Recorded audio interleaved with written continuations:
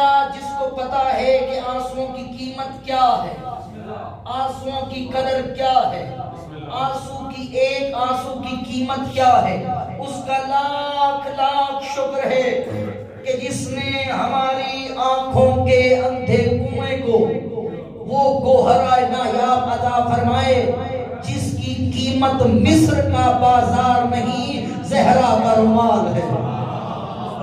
کیونکہ یوسف بکا تھا کھوٹے سکوں کے عوض مصر کے بازار میں، کسی کو اس کی قدر و قیمت کا پتہ نہیں تھا۔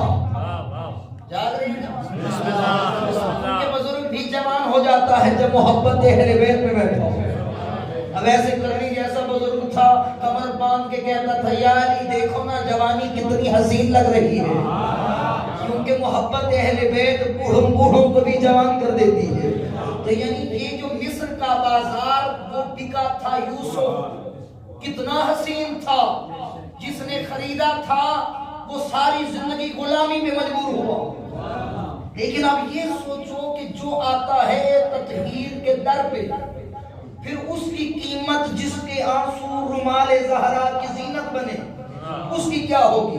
اس کا لاکھ لاکھ شکر ہے کہ جس نے ہماری آنکھوں کے اندھے کنویں کو وہ گوہر نایاب عطا فرمائے جس کی قیمت مصر کا بازار نہیں زہرا کا رومال ہے۔